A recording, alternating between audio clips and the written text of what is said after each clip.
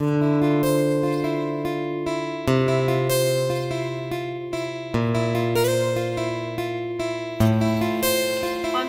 মধ্যে কি জোরে জোরে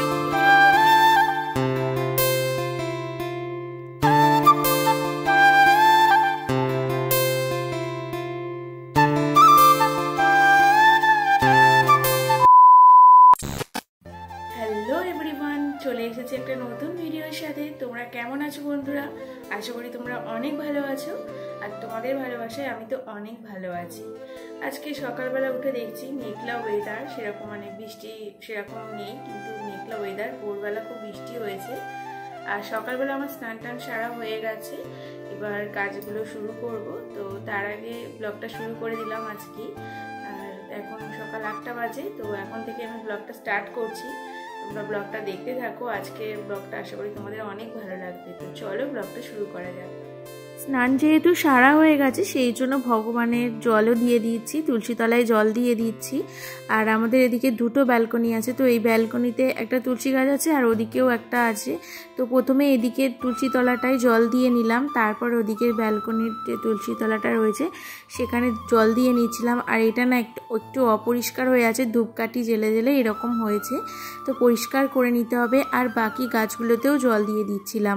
এখানে ছোটো মতো একটা তুলসী গাছ হয়েছে, তো সেখানেও জল দিলাম। আর দেখো লাকি বাম্বু গাছটা কত বড় হয়ে গেছে, সত্যি জলের মধ্যে থাকলে হয়তো এত বড় হতো না, এখন দেখছি অনেক বড় হয়ে গেছে মাটিতে রেখে। আর চলে আসলাম ভগবানের ভোগ দেব, তো নিজেদের গাছের শশা যেহেতু হয়েছে, তো সেই শশা দিয়েই ভোগটা দেবো, সেজন্য শশাটা তুলতে আসলাম। আর প্রথমবার আমি শশা তুলছি, আগে যতবার হয়েছে বাবা নাহলে মা কেউ তুলতো, এখন আমি তুলছি। আর এই শশা গাছটায় শশাটা ছিঁড়াই যাচ্ছে না, এতটাই টাইট, আর বেশি ছিঁড়তে গেলে গাছের ডালগুলো ভেঙে যাবে, তাই পাকিয়ে পাকিয়ে তুলছিলাম। আর ওদিকে মা ছিল, মার সাথে গল্প করছিলাম। দেখো অনেকটাই বড় হয়ে গেছে। তো চলো এবার ভগবানের ভোগ দিয়ে দেবো। আর অনেকটা না সবুজ হয়েছে, নিজেদের গাছের শশা তুলে এত ভালো লাগছিল। তো ভোগটা দিয়ে দিলাম ঠাকুরে, তারপর বেডরুমে চলে আসলাম। দেখলাম বিছানা এখন তোলা হয়নি, তো সেটাই চটপট করে সেরে নিচ্ছিলাম। আজকে আর সেরকম কোনো কাজ নেই, কারণ সব কিছু কাজ আগে থেকেই করে নিয়েছি। বিছানাটা তোলা বাকি ছিল, তো সেটাই তুলে নিচ্ছিলাম। আর এদিকে দুটো চাদর ছিল, সেটাও পাট করে নিয়েছিলাম। চাদরটা আর পাল্টালাম না, কারণ আগের দিনই চাদরটা পাল্টিয়েছি, সেজন্য। আর ভালো করে গুছিয়ে এবার বিছানাটা ঝেড়ে নেব, কারণ বিছানা না ঝাড়লে অনেক কিছু হয়তো পড়ে থাকে, কিন্তু কখন আবার পড়ে থাকেও না। তাও আমার মনে হয় যে সকালবেলা আর যখন রাত্রিবেলা ঘুমানোর আগে একবার বিছানাটা ঝেড়ে ঘুমালে ভালো লাগে, সেজন্য ঝেড়ে নিলাম। বিছানা তোলা কমপ্লিট হয়ে গেছে। আর এদিকে ঘরটা ঝাড় দিয়েও নিয়েছি, মুছেও নিয়েছি, পুরো কমপ্লিট। তো চলো এদিকের ঘরে যাই। এদিকের ঘরে মোছা কমপ্লিট হয়ে গেছে, আর বিছানা পুরো একদম তোলা কমপ্লিট। তো আজকে আর তোমাদের সাথে শেয়ার করলাম না। তো ছাদে যাচ্ছি, আজকে পুরো মেঘলা ওয়েদার, আর খুব জোরে জোরে আকাশ ডাকছে, তো সেই জন্য যাই একটু ছাদের দিকে আসি। আকাশটা দেখো একদম মেঘলা ওয়েদার, আর 2-1 ফোঁটা করে বৃষ্টি পড়ছে। তো গাছগুলো দেখে নিয়ে একবার এসেছি যখন। এই গাছটা তো অনেকটাই বড় হয়েছে আগের দিন দেখলে। আর চলো এদিকটায় দেখে আসি।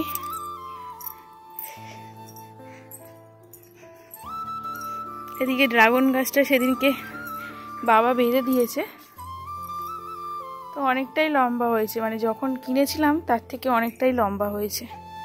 আর দেখছো এই যে গাছ থেকে এগুলো কি ছেড়েছে জানি না, তোমরা যদি কেউ জানো তো বলো। এগুলো কি শিকড় ছেড়েছে মনে হয়, বুঝতে পারছি না কি ছেড়েছে। আর এখানে একটা মুখটা না লাল হয়ে এসছে, দেখতে পাচ্ছ? জানি না ফুল হবে কিনা, এখন এই ছোট গাছে তো এখন হবে না। আর আগের দিন বেলফুল গাছটা পুঁতেছিলাম, তো বাবা চারিদিকে গাঁদা ফুল গাছগুলোও পুঁতে দিয়েছে। বর্ষাকালে তো সবই হয়ে যাবে, তো এখান থেকে গাছগুলো হয়ে গেলে তারপরে আস্তে আস্তে অন্য জায়গায় পুঁতে দেব। আর এদিকে চন্দ্রমল্লিকা গাছটা এখনো আছে, ভাবছি আর তুলবো না, সামনে শীত আসবে বর্ষার পরে, তো থাক রেখে দিই, ফুল ফুটবে। আর এদিকে বাবা এই গাছগুলোতে পুঁতে দিয়েছে সব গাঁদা ফুল গাছ। আর দেখো অ্যালোভেরা গাছটা না বৃষ্টির জল পেয়ে অনেকটাই বড় হয়েছে, সুন্দর লাগছে। আর এই যে আগের দিন অ্যালোভেরা গাছটা পুঁতেছিলাম আলাদা করে, এটাও বেশ হয়ে গেছে, মনে হচ্ছে ধরে বসেছে, হয়ে যাবে। আর এদিকের গাঁদা ফুল গাছগুলো আর কি দেখাবো, গাঁদা ফুল গাছটা তো লম্বাই হয়ে যাচ্ছে, দেখো কত লম্বা হয়েছে। ফুল মনে হয় ফুটবে না, তো এখানে থাক, আর কিছুদিন পরে এখান থেকে ডালগুলো কেটে কেটে আর আলাদা জায়গায় বসাবো। আর এদিকের গাছ দুটো তো দেখেছো, তুলসী গাছ রয়েছে। তো এখান থেকে আমাদের নিচটা দেখো, এই যে শশা বাগান, শশাটা দেখো কত সুন্দর বাবা চাষ করেছে। আর নিচে না অনেক তুলসী গাছ আছে, তো ভাবলাম ওপরে ছাদে একটা রেখে দিই।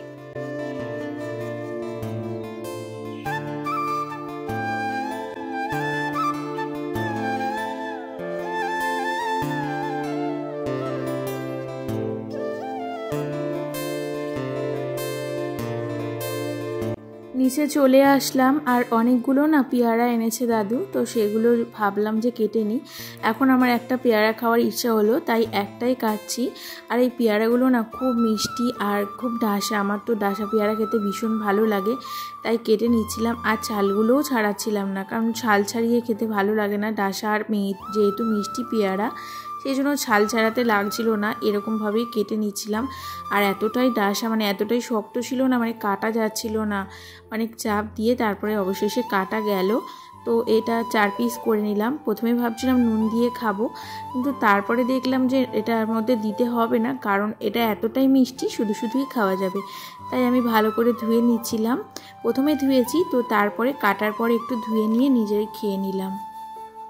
ছাদে গেলাম যখন, তখন খুব জোরে জোরে বৃষ্টি হচ্ছিল, তো তারপর বৃষ্টি কমে গেল। আর এখন দেখো বন্ধুরা কেমন অন্ধকার করেছে আমার ঘরের পিছনে, মানে আমার পিছনের দিকে কিচ্ছু দেখা যাচ্ছে না, দেখো পুরো অন্ধকার, মনে হচ্ছে যেন সন্ধে হয়ে গেছে। তো চলো বাইরেটা দেখো কেমন অন্ধকার আর কেমন বৃষ্টি হচ্ছে। অন্ধকারের মধ্যে কি জোরে জোরে, মানে প্রচন্ড মেঘ করেছে, এতটাই অন্ধকার, আর কি জোরে জোরে বৃষ্টি হচ্ছে, দেখো চারিপাশটা দেখো। ওই যে ওই সাইডে তোমরা দেখতে পাবে কিনা জানি না, ওখানে একটা পুকুর আছে, আর এখানে তাল গাছ আর বাঁশ ঝাড় রয়েছে। তো জোরে জোরে বৃষ্টি হচ্ছে, আর কেমন দূরে কেমন ধোঁয়া ধোঁয়া লাগছে, আর ওয়েদারটা কিন্তু বেশ ভালো লাগছে।